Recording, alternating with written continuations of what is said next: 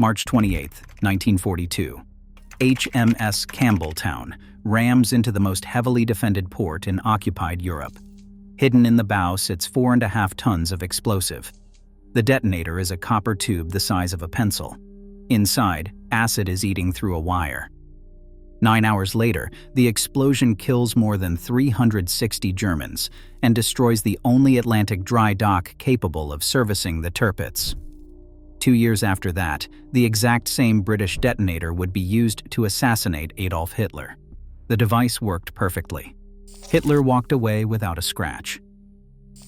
The problem facing British sabotage planners in 1939 was deceptively simple. How do you blow something up when you cannot be there when it explodes? Conventional timing mechanisms used clockwork. Clockwork ticked. In the silence of an enemy warehouse or the hull of a ship, that ticking might as well be a scream. What SOE needed was a delay mechanism that produced no sound whatsoever, no mechanical movement, no vibration, complete silence from activation to detonation. The solution arrived in Britain in September 1939, carried personally by Brigadier Colin McVane Gubbins. Polish intelligence had refined a German concept from 1916 into something practical. British engineers at Station 12, the SOE weapons facility at Aston House in Hertfordshire, took that concept and turned it into the most produced sabotage device of the war. Commander A.J.G. Langley led the development. The British Royal Commission on Awards would later credit him specifically for the innovation. The result was officially designated the Switch Number 10, though everyone who used it called it something else. The time pencil. The engineering was elegant in its elegant simplicity. A copper tube roughly 5 inches long and 8 millimeters in diameter, weighing less than an ounce. Inside sat a glass ampule filled with cupric chloride solution, a spring-loaded striker held in place by a thin steel wire, and a standard percussion cap. To activate the device, an operative would crush the copper tube, breaking the glass ampule inside. The cupric chloride solution would begin corroding the steel wire through an electrochemical displacement reaction. When the wire weakened sufficiently, the spring would drive the striker into the percussion cap, initiating detonation. No ticking, no moving parts until the moment of firing. Complete silence. Different concentrations of solution produced different delay times. SOE color-coded the pencils for identification in the dark. Black for 10 minutes, red for 30 minutes, white for 2 hours, green for 5.5 hours, yellow for 12 hours, blue for 24 hours. Production scaled rapidly. Joseph Lucas Limited manufactured millions. Boots the Chemist, a pharmacy chain, produced them. British drug houses contributed. Stevens Pens, makers of writing instruments, converted their facilities to pencil detonator production. By war's end, between 12 and 18 million time pencils had been manufactured. The Americans developed their own version under Stanley Lovell at the Office of Strategic Services, calling it the M1 chemical delay firing device. But the British version remained the standard across occupied Europe. But knowing how it worked and making it work reliably were two very different problems. The engineering had one critical flaw: temperature. The chemical reaction that corroded the wire accelerated in heat and slowed in cold. A pencil rated for 30 minutes at room temperature might fire in 15 minutes on a hot summer day. That same pencil in freezing conditions might take an hour or more. A 24-hour delay could stretch to 30 or more hours in winter. OSS technical specifications eventually noted the device was only reliable between 30 and 90 degrees Fahrenheit. Outside that range, delays could vary by a factor of 4. SOE issued temperature correction charts to operatives, but notably did not issue thermometers. Manufacturing inconsistencies compounded the problem. Humidity affected the solution. Leaking tubes reduced delay times unpredictably. Post-war British evaluations concluded bluntly that the time pencil was deemed to be unreliable. This unreliability would prove decisive in the weapon's most famous deployments. If you are finding this deep dive into British sabotage engineering interesting, consider subscribe. It costs nothing, and it helps the channel continue producing content like this. Now, back to what happened when the time pencil met Operation Chariot. The strategic problem was the Tirpitz. Germany's largest battleship displaced over 50,000 tons and carried 8 15-inch guns. If she broke into the Atlantic convoy lanes, the destruction would be catastrophic. Churchill called her the Beast. But the Tirpitz had a vulnerability.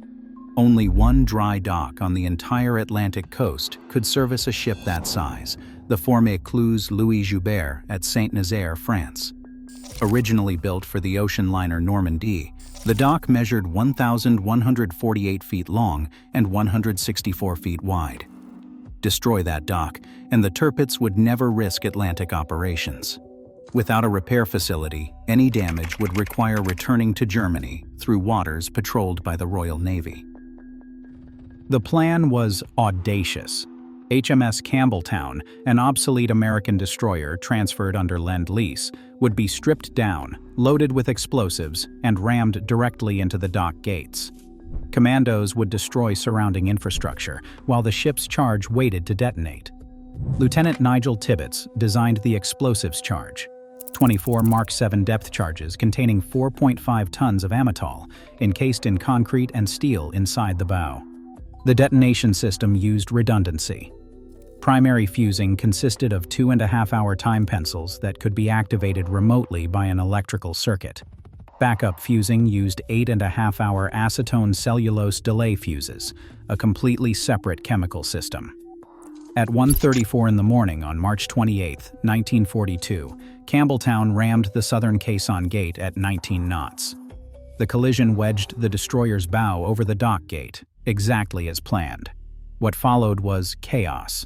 German shells had already destroyed the electrical circuit for the primary time pencil system.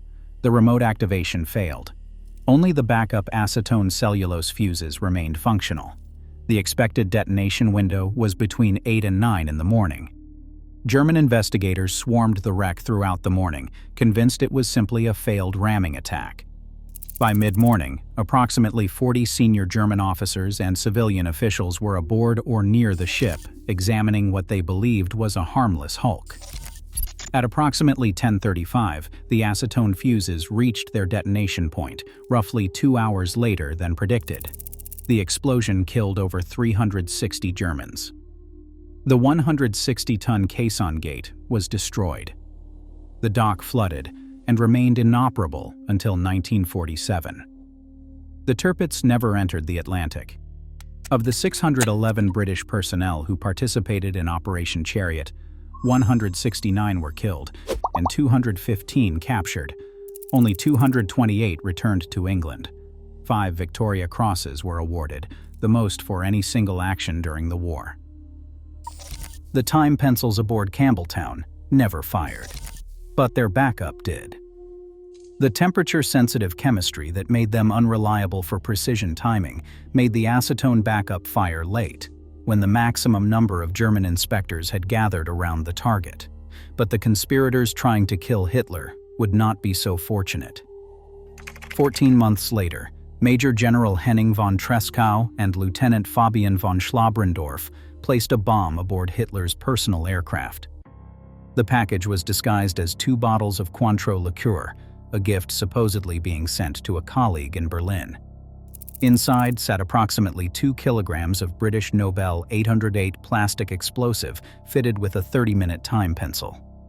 The source was captured SOE equipment obtained through the Abwehr, German military intelligence, which was riddled with anti-Hitler conspirators.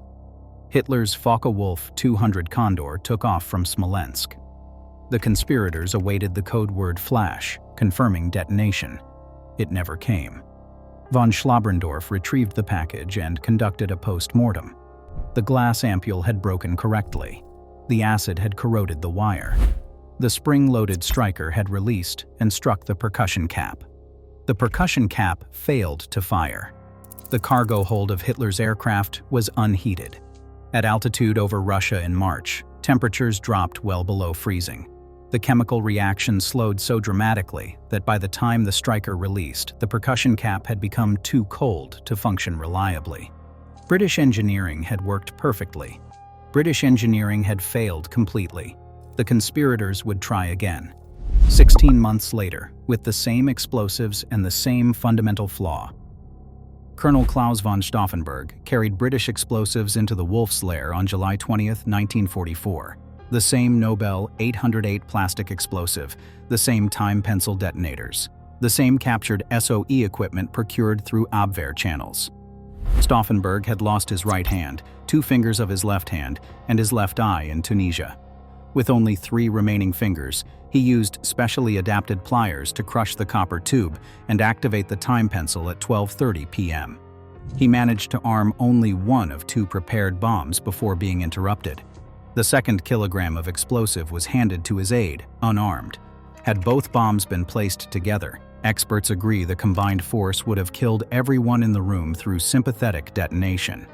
The conference had been moved from an underground concrete bunker to an above-ground wooden hut with open windows because of the summer heat.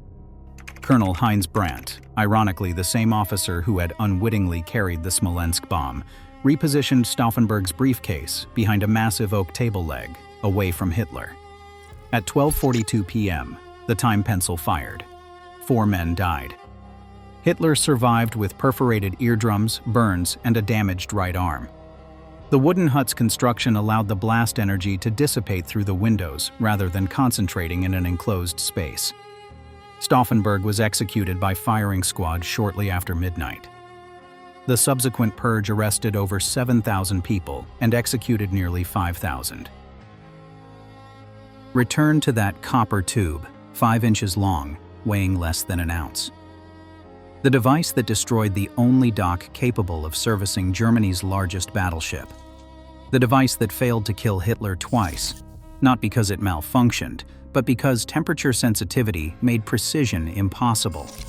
British engineers at Station 12 created something remarkable. A completely silent delay mechanism that could be manufactured by pen companies and pharmacy chains. A device simple enough to be used by resistance fighters with minimal training. A weapon that worked in temperate conditions and failed catastrophically in extreme cold. The time pencil represented everything that defined British unconventional warfare: elegant engineering, distributed manufacturing, and fundamental limitations accepted as the cost of simplicity. 12 to 18 million pencils were manufactured. Operations spanned every theater of the war. The most consequential near misses of the conflict were shaped by a chemical reaction that ran too fast in heat and too slow in cold. German investigators at St. Nazaire never understood why the ship exploded hours late. German investigators after July 20th never realized the bomb that nearly killed Hitler was British-made. That was British engineering. That was SOE. If you watched until the end, I really appreciate your support. I am a retired Army guy. I served several years and I broke my leg during training. Leave a comment and subscribe. I really do care about each one of you.